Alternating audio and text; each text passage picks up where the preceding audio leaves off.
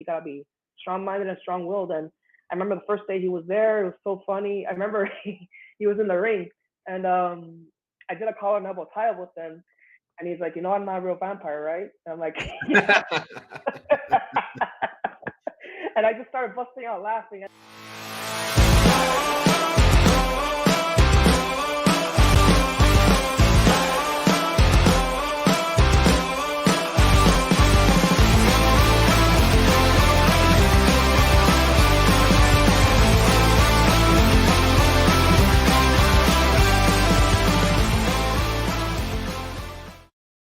Welcome back to another episode of CCW Insider, where we talk about the matches and stories from wrestling's last territory, Coastal Championship Wrestling. Today on the show, I have a guest, Adrian Paz, who is one of the referees at CCW. Adrian, welcome to the show. Thank you very much, Ryan. Thank you for having me here on the show. Well, let's start off first. Everybody kind of has like a wrestling story of what their background is with wrestling. And so I guess the question to lead off with is just, did you grow up a wrestling fan? Yes, I did. I'm going to take you back all the way to 1996, 1997 around WCW. My mom was never really much a fan of the product, really. It was originally my dad and my older brother, Alex. We're 6 years apart, he and I remember just watching it. I remember snips of the NWO back in their heyday with Eric Bischoff, Hollywood Hogan, the whole faction, Scott Hall, Outsiders, all that cool stuff. I remember a bit when I was 5 and 6, getting around that age, just seeing Sting coming down from the rafters and just seeing the mystique and aura of Sting was really captivating to me. So just seeing Sting, it kind of reminded me like a superhero because I'm a huge Batman fan. I'm a huge comic book fan. I love DC, not Marvel. So he just gave me like huge Batman vibes, and I was a huge Batman fan as a kid, so I am. So Sting was probably the one that really caught my attention in terms of like aura and like, just show entertainment. It was really captivating to me. So I was a huge Sting fan, still am, ever since I was a kid. I was pretty much more of a Sting fan than Undertaker fan. Might be an unpopular opinion, but Sting is just, for me, really captivating. It's you're not the first person on this show to say that. Somebody else just recently mentioned Sting, and I wonder what it is about him that's so popular. But it must be nice, the fact that he's still around. Or no, and not around again. Yeah, and just to piggyback off your comment, if you watch some of his matches, like for example, his match at Double or Nothing with Darby against Ethan Page and Scorpio Sky, that dive off the top was just something out of nowhere. And mind you, he's in his 60s, so yeah. Yeah, just him no-selling that suplex was just something that brings just memories in my eyes, with Shivani in the background yelling and getting up, and it just brings nostalgia feel. I was a huge WCW fan. We watched Thunder a lot, and Saturday night, I was a big Saturday night fan. I used to watch WCW Saturday night when Goldberg started there, peaking at his peak. Huge Sting fan. My brother's a huge Flair fan. He can't get enough of Ric Flair. His promos are something else. My dad loves Ric Flair. We will all just laugh at his promos with his eccentric nature and just, you know how Rick is. So every time I watch him on TV, I'll just be glued. So I'm a huge Flair fan, Sting fan, etc. And Macho Man, Hogan. I'm a huge Hogan fan. My brother, not that much, but he's a huge Flair fan. So yeah, pretty much. And my brother and my father remembered Kevin Sullivan back in the Florida days too. So he mentioned a lot about Kevin Sullivan. He used to remember a lot about Kevin Sullivan and Ric Flair. My father did. So it was pretty much my father and my brother that got me into it since I was 5, and I just haven't grown up from it. Did you have other athletic pursuits when you were a kid? Well, when I was a kid, I was really into football. Football was pretty much my niche, and also auto racing. My brother and I are huge NASCAR fans. We just got back from Homestead back on Sunday. We were watching the race on Homestead, so we're huge NASCAR fans. Open wheel fans. So I guess racing is another way of what I like as well. Also like football, pros, college, you name it. As far as pursuits go, I did some little bit of amateur wrestling back in middle school.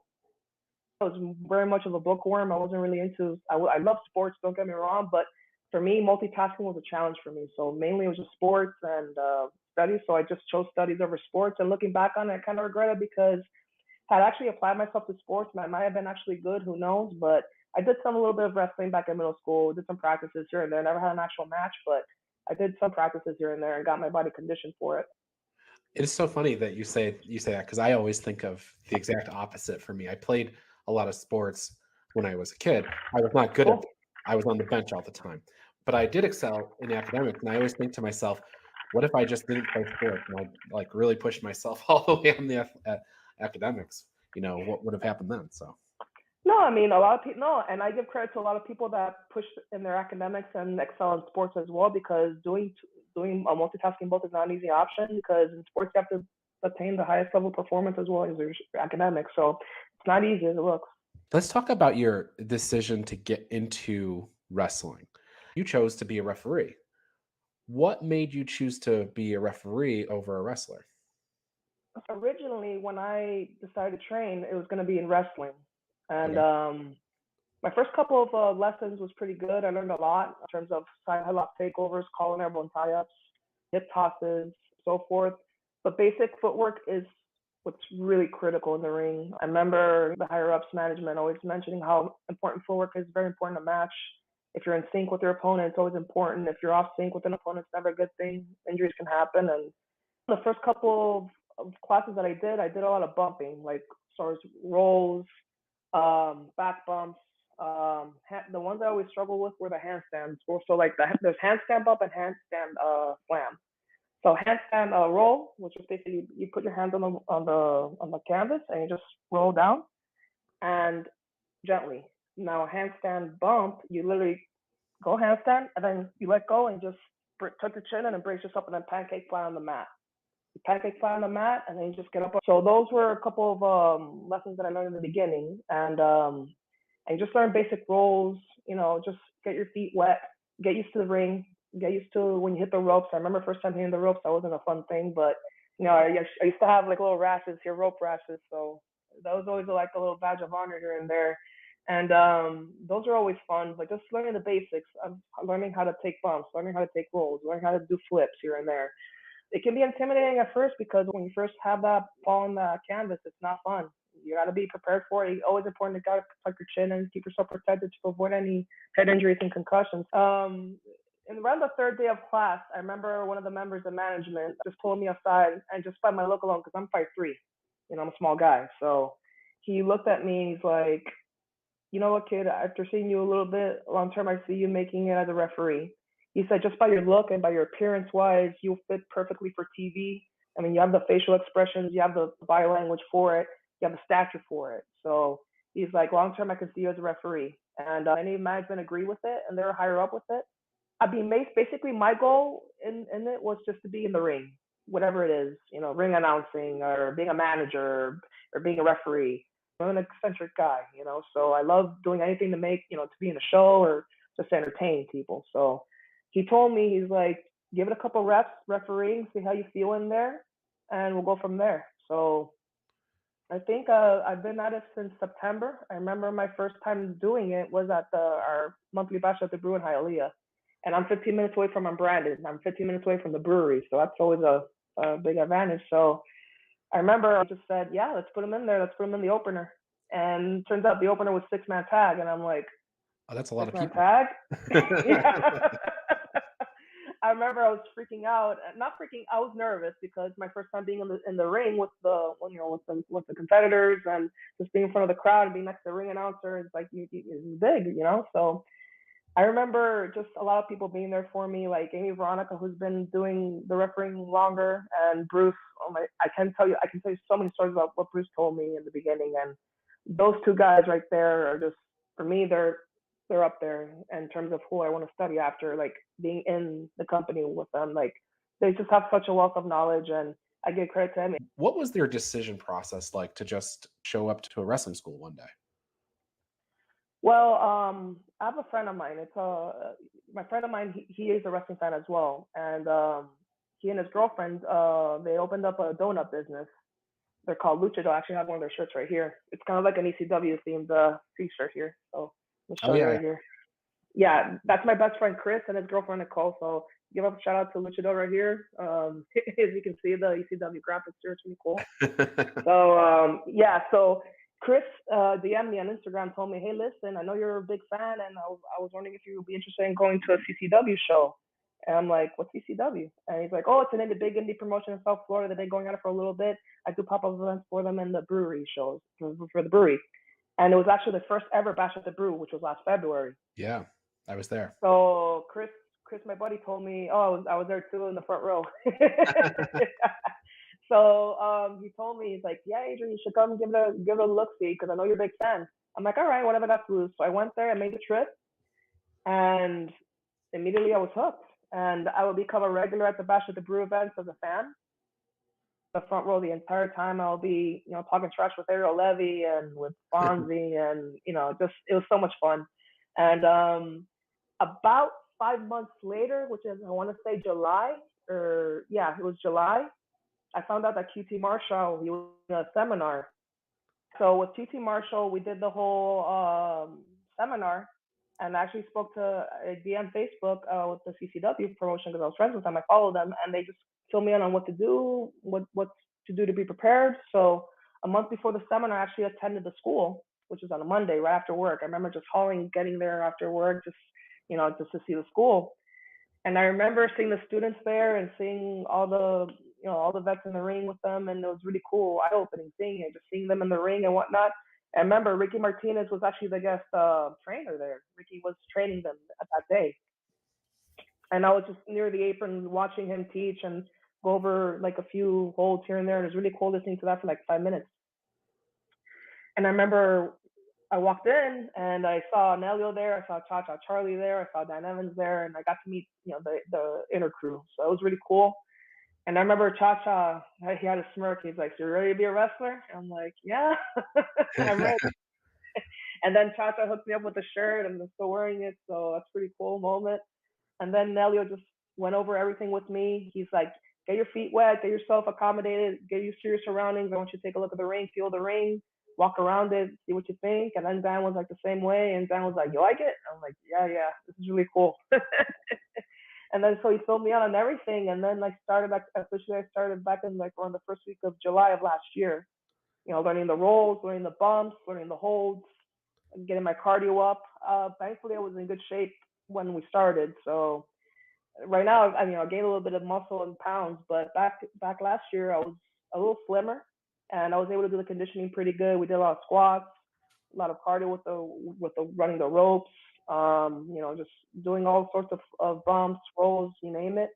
And I remember the first couple of days of training, Nelio pulled me aside and he showed me a couple of things. Like, he's like, "I guarantee you when you walk out of here, you're not going to look at wrestling the same. You're going to look at it not as a fan, but as a worker and as, perfectionist. Like, you want to see everything how it looks." He filled me out on every little detail. And that's something that, like, when you're trying to get into the business, you need to know those certain things, because I feel like that's very critical in you to succeed, whether it be a wrestler, whether it be a manager, whether it be a referee, whether it be anything. It's very important to learn those little things to help you succeed and grow. So I remember him telling me all that, and we just talked everything, and we walked through a match, and it was just a lot of info. And that's why I respect these guys even more when they get in the ring. So you're saying that the QT Marshall advertised the seminar that he was doing. So the promotion would promote the seminars, and I would follow them on Facebook, and I would just click going. And I remember the day of the day, surprisingly, the day before the seminar, which was a Friday, he showed up at the school. And I remember Jake St. Patrick was there. Just a lot of stars were there. It was a lot of wealth of knowledge. I remember taking a hip toss from QT Marshall. That was something really cool. I never forget how high up I was. I'm 5'3", so imagine being 10 feet in the air in the middle when he's flipping you. That's pretty crazy. So I'll never forget touching my chin when I took that bump. It was crazy how high he took me. But probably the most coolest guy I've ever met in my life so far in the business. He's super down to earth, super nice guy. And he's just a wealth of knowledge. He never, he'll take his shirt off his back for you just to give you so much information. If you really want to learn, if you want to be disciplined, he's the guy to go to. I mean, he's definitely my first impression of him when I start, like, not even a month in. And I'm already meeting QT Marshall, a guy that I've seen on TV. So learning a lot from him that first day the day before the seminar, it really helped me a lot. And I remember the day of the seminar, we did a lot of stuff, and I did a little bit of sequences with him in terms of like shoulder takedowns, collar elbow tie-ups, him working my arm, and just doing Irish whips, this and that. And you just learn a lot from him. And I remember him telling me, "You're still a little timid, but you have pretty good footwork. Keep it up." And just hearing that from him was pretty good because he's been at it for 18 years now, since '04. So he knows a lot. So I definitely walked out there with confidence. And then that same day was the bash show. And I remember my first gig there was I just was a backstage guy handing with the gear. And then I remember I did the roping camp for like the main event, which was Jackal Stevens against Anthony Katina for the Southeastern title. And the match before that was QT against Cha Cha. So I remember I did the roping camp for those matches, and that was like my first gig working that show. And then literally the month after that bash, which is September of last year, is my first refereeing job. So it was pretty cool.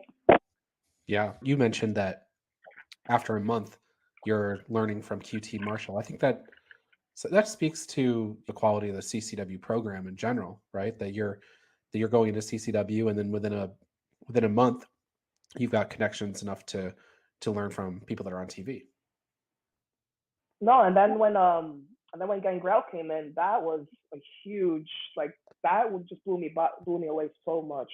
I mean, here's a guy that I just watched when I was a kid, when he was with the Brood, and now I'm seeing, like, I'm looking across the hallway from Gangrel. So that was really captivating to me.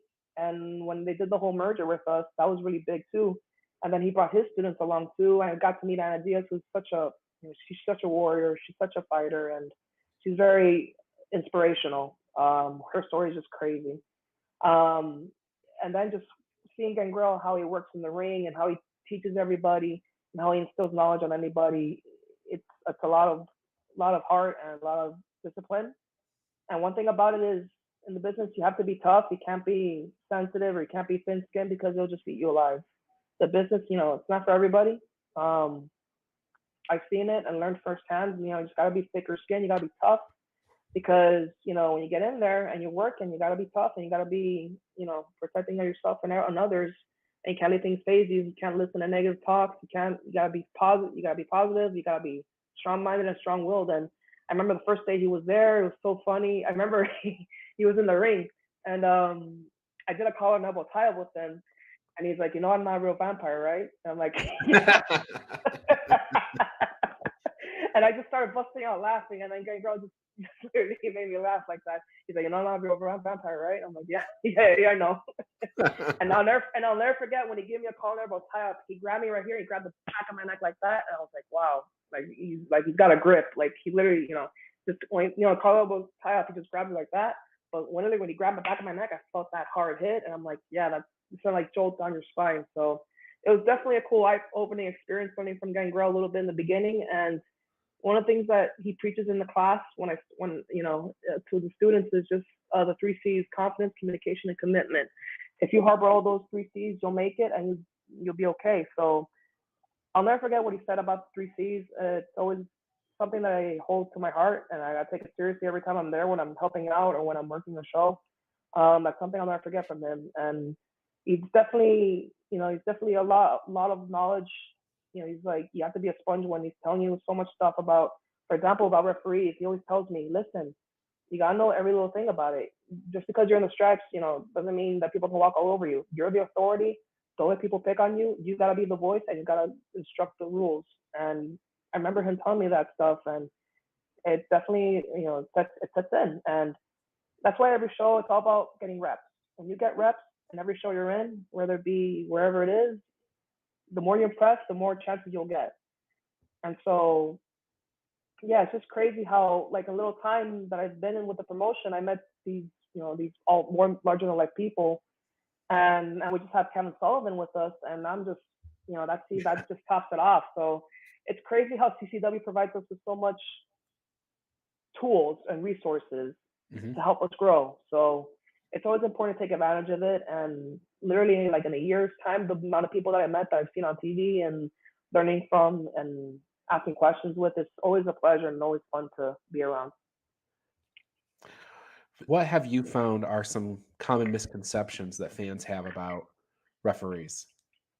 Oh, that we don't matter in the ring, that we're just standing in a corner. Bruce always tells me, like, when you're in the ring with the wrestlers in the match, pick your horseshoe. Horseshoe meaning a corner.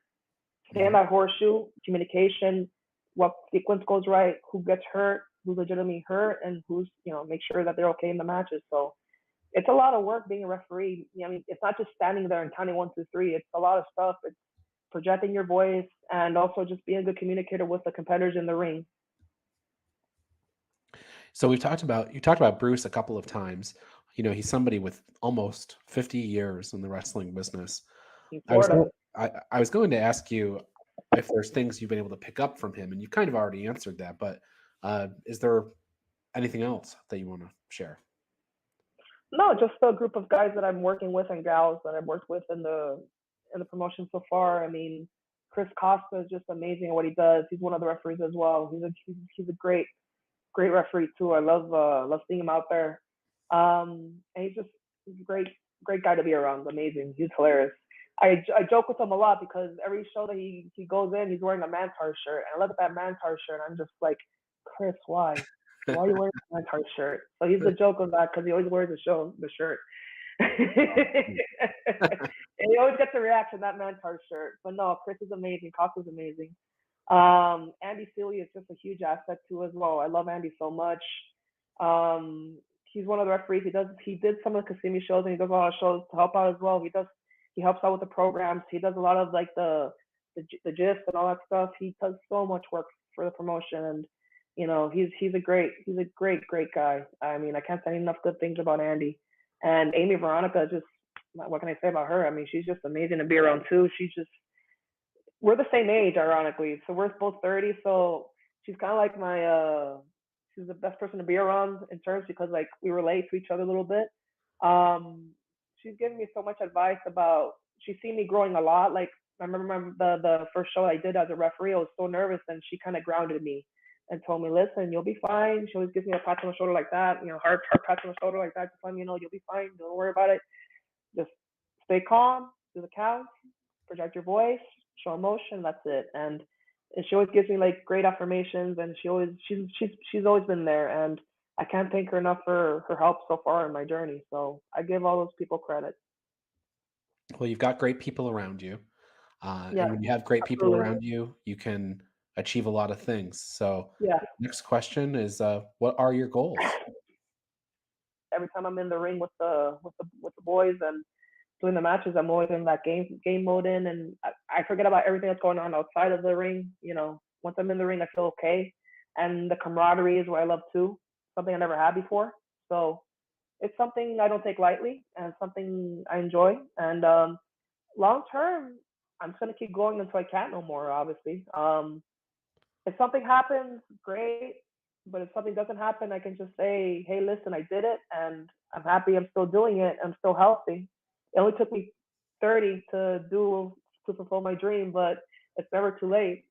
I think of examples like Diamond Dallas Page. Like he wanted to become a wrestler like close to 40, and people were like laughing at his face, like, "Oh, you'll never make it. You never draw at the age of 40." And look at him now; he's a multi-time world champion. So I look at that example, and I never say I wish I entered it when I was like in my 20s because really there's no such thing as how old you're supposed to be in the business. As long as you're healthy and you're motivated and you're committed, and you have people around you that can help you, do it. And like I said, it's still a hobby. I still love doing it. Where it goes from here, I don't know. Only God knows. So I'm looking forward to seeing what the next chapter entails for me. But I'm still doing every show I can then, and still giving the effort I can. If people haven't seen you referee a match, are any of yours out on YouTube that they can go see? Yes, one of the matches. There's several matches I'm proud of.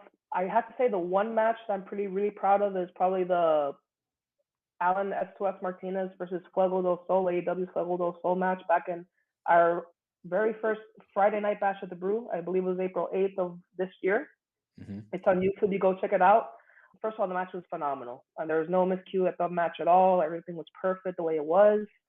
It's around 15-minute match. It's the match where I get kicked in the face by S2S Martinez in the corner, where I just knocked out like a ton of bricks. A lot of people in the back telling me that was probably the best ref bump I've seen in indie wrestling in a while. Just the fact, the impact of it. Like I say, if the fans watch the match, they'll see how. Because I remember it was literally all I remember was just being on the corner, and then when Alan just rushed in I remember feeling his soul, and it was just a scrape like that. And my head went back, and I just fell down like a ton of bricks. And I remember I had a scrape on the cheek right here. It was like a red print. And all the boys saw it, and they were like, yeah, badge of honor. And then the day after, we had our Homestead show, and I remember one of the top guys saying that was probably the best wrestling I've seen in a while in wrestling. And I'm like, oh, thank you so much. And I remember Alan came up to me. He felt so bad, and I just gave him a hug and told him, hey, brother, it's all right. It's part of the business. It's okay. So he felt good, but yeah, he felt bad after that. And another one that I recommend as well is probably, there's two others. All of them were at the Bash event at Hialeah. The ladder match between Elevated Status and South American Alliance, the infamous, heel turn of Ariel Levy against Vinicius and Fonzie. That's probably one of the big matches I'm proud of because just of the story and the suspense post-match, just seeing that in person was just something that was really eye-opening and riveting, just being there. Probably the CCW title match between Ariel and Cha-Cha back in July. That was the main event, and that was probably another good highlight of mine as well that I'm proud of. But I have to say those three matches are up there, but for me, it was the Fuego and LMS 2S match I really hold high regard to so far in my career. In closing here, is there anything that you would say to the CCW fans that are watching? No, just tune in. We're keeping on growing our product every day. We're trying to make you guys happy every time you walk out.